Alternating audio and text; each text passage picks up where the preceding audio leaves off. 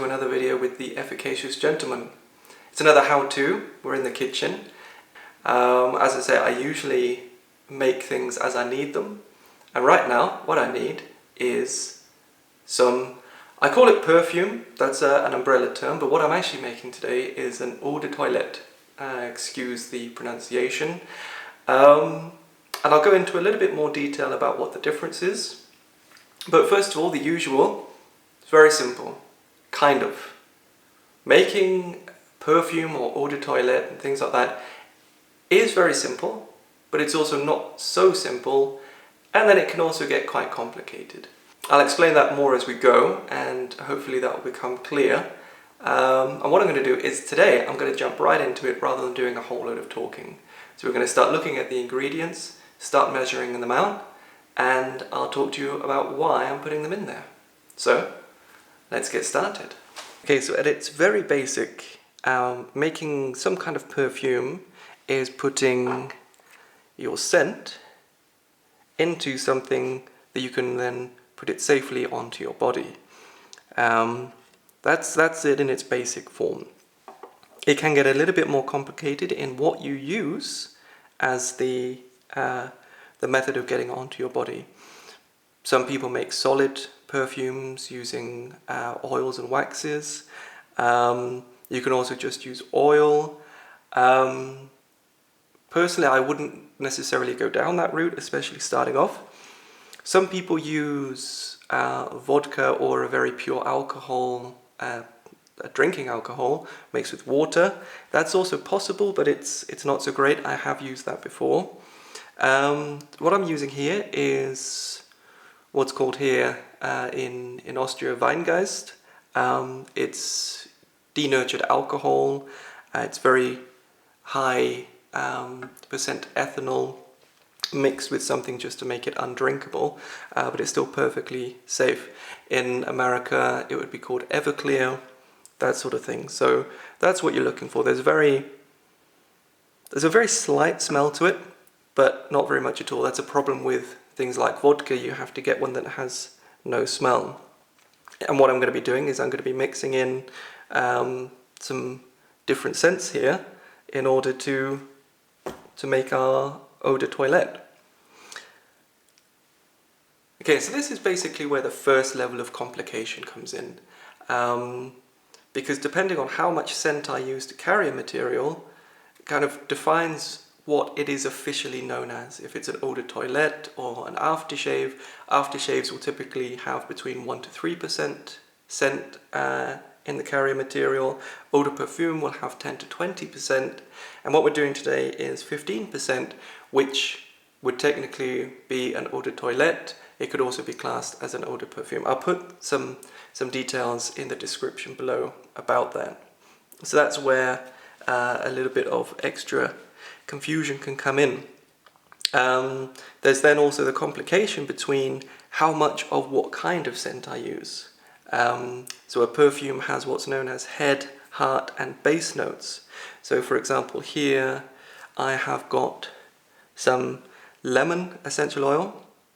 That is a head note, and lavender, that's going in there as well, that's a head note as well. And then here I have pine, which is classed as a base note.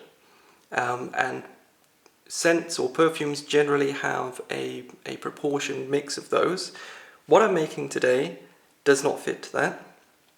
And I'll tell you a little bit more about that as we go. But what I'm going to do now is I'm just going to measure in these different scents. And that's the thing. This is then like the last level of complexity. Is I've got 6 different scents going on here. So I'm going to have to be very careful about how I go through them so I don't get in a muddle. But this will all come together to make my Eau de Toilette. And I'm going to measure that out, and then I'll tell you more about that in a second.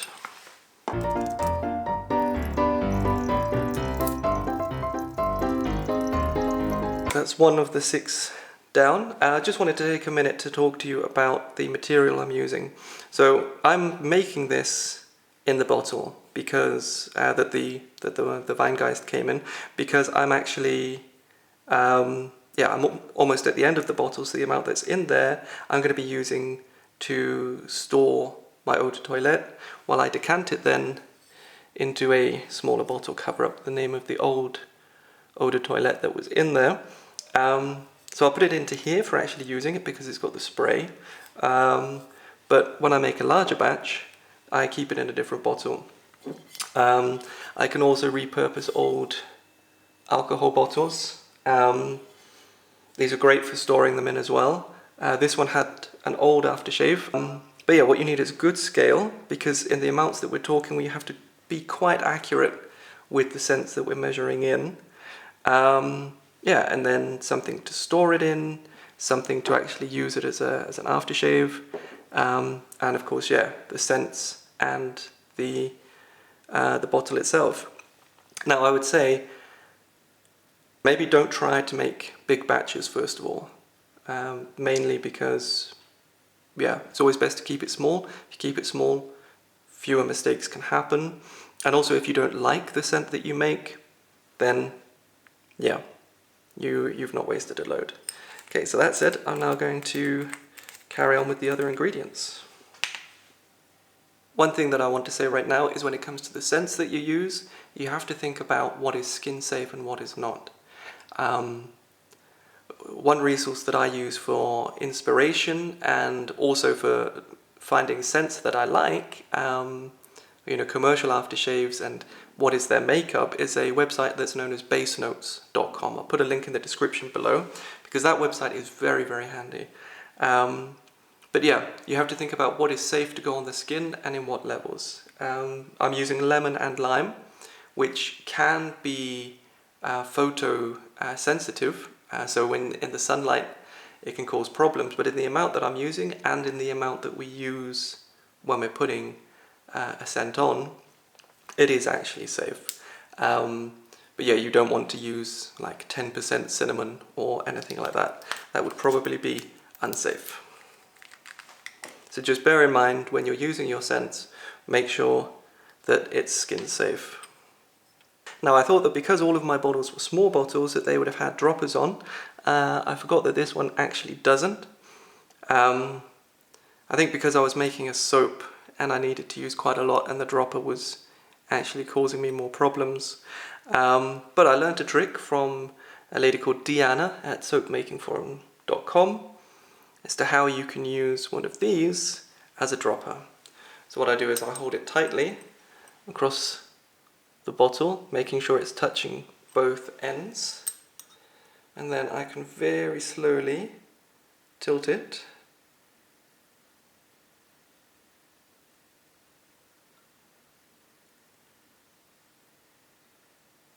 and the scent will run down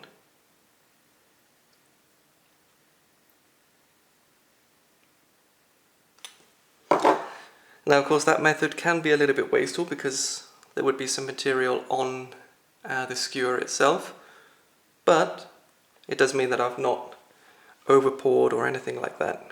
So, it's worth trying to learn that technique. And there we are. Thanks to the magic of editing, that didn't take very long for you guys at all. For me, that was quite a bit of time. And now the very last one.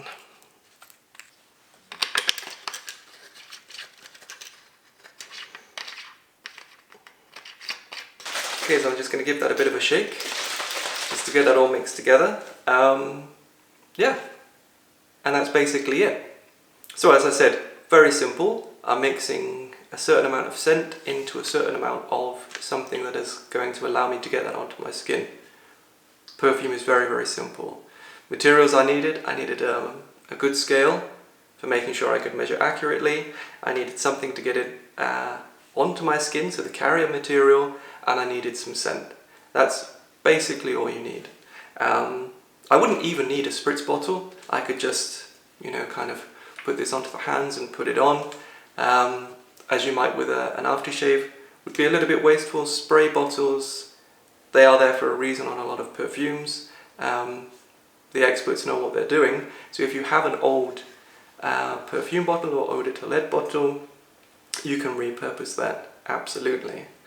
Yeah, exactly then how much scent to use and how to build up the scents together. That's where it starts to become a little bit more complicated, starts to get a little bit of a rabbit hole. You could really spend a lot of time going very deep into making your own perfumes. Yeah, as I said, I've gone from using a water vodka mix. I don't recommend it because it doesn't mix. You'd have to shake it beforehand, and it's really not the best method at all. Things like denatured alcohol, Weingeist, Everclear, things like that. It's not hugely expensive. It's fairly easy to get hold of. You should be able to order it from a good soaping supplier or a cosmetic supplier should have it. If not, there are probably online retailers who would also have it. Yeah, as I said, maybe check out Base Notes if you want to look up your favourite perfume to see if there's a breakdown of what's in there. Some of the ingredients can be quite expensive. So things like lavender, lime, lemon, pine needle, some of the things that I was using today, those essential oils are not all that expensive. I mean, lavender itself, lavandin, is then of course cheaper, there is a difference, but the scent is pretty much the same, especially for what we're doing. So it doesn't have to break the bank either. The particular aftershave that I made today, or the Eau de Toilette, sorry, not aftershave, the Eau de Toilette that I made today, you know, for a fairly small bottle, you're looking at paying over €100. Whereas what I made today, does it last as long? Is it as good as the original? No, absolutely not. Does it cost anywhere near €100? No, absolutely not. So I've been able to make a scent that I really like. More importantly, my wife really likes it. And it's not cost me very much at all. So yeah, have a look around basenotes.com, think about some scents that you do like, and give it a go. It's very simple, it's very quick, it's very easy. There's hardly any mess to clear up, especially as I've made it in the one pot, rather than using anything else. So yeah, let me know in the comments if you've made a perfume yourself, or if you want to give it a go. If you have questions and you're still not sure, drop me a comment below and I'll answer that. I'll also put a bit of a summary of the things we spoke about in the description, as well as some of those percentages that I was talking about.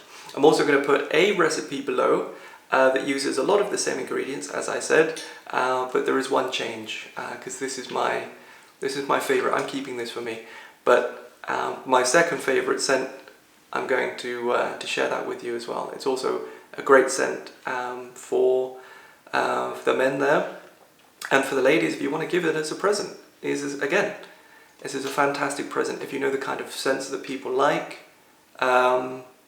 You know, this is one of those things, we can make it and we can give it. Giving a homemade present to somebody is often very much appreciated because it shows the time that you've put into it. So yeah, have fun with it, let me know how you get on, and don't forget, like, comment and subscribe. Always helps to build the channel, get this video seen. Thank you very much and take care.